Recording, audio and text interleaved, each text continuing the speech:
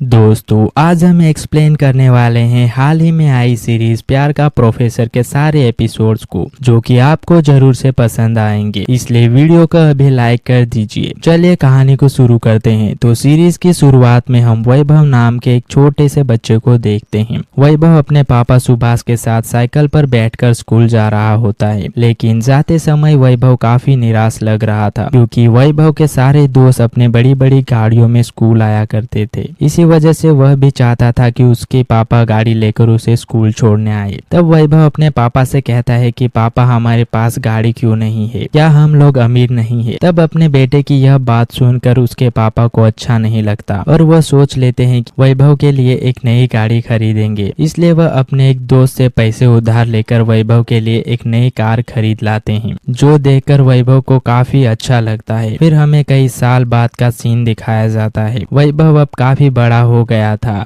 हम देखते हैं कि वैभव अपने पापा की कार आज बेचने वाला था, लेकिन उस ग्राहक को उसकी कार पसंद नहीं आती, क्योंकि वह कहता है कि यह कार तो खटारा हो गई है। इसी वजह से वह वहां से चला जाता है। तभी सुभाष अपने बेटे से कहता है कि तुम्हें शर्म नहीं आती, मैंने यह कार बहुत मेहनत से खरीदी थी, फिर भी तुम इस कार को बेचना चाहते हो। पर वैभव कहता है कि इस कार का समय चला गया, अब मुझे यह कार बेचकर नई गाड़ी खरीदनी है। बाद में हम देखते हैं कि वैभव लोगों को पर्सनैलिटी डेवलपमेंट की ट्रेनिंग दिया करता है। साथ ही वह रात के समय एक्स्ट्रा क्लासेस भी चलाता है। उस क्लासेस का नाम था मैनिपुलेशन। इसके अंदर वैभव लड़कों को लड़कियों को इम्प्रेस कराना सिखाता था। वह सभी को बताता है कि हम कैसे अपनी बातों से लड़कियों को इम्प्रेस कर सकते हैं। अब यह एक दिन वैभव को सीमा नाम की लड़की मिलती है और हमेशा की तरह वैभव सीमा को इम्प्रेस करने का ट्राई करता है और कुछ बातें करने के बाद ही वह सीमा को फंसा भी लेता है। पर सीमा को यह बात पता नहीं थी कि वैभव पहले भी सारी लड़कियों को ऐसे इम्प्रेस करके उनके साथ इंटीमेट हो चुका है। इसके बाद यह आज वैभव सीमा के साथ इंटीमेट होता है और यह बात अगले दिन वैभव अपनी क्लास में लोगों को सिखा रहा था। फिर हम पंकज नाम के एक नेता को देखते हैं, जो बहुत ही गुस्सैल इंसान था। इसी कारण वह अपने कई सारे इंटरव्यू में रिपोर्ट्स को मार भी चुका था। यहाँ हमें पता चलता है कि शाम नाम के एक रिपोर्टर ने पंकज का काफी मजाक उड़ाया था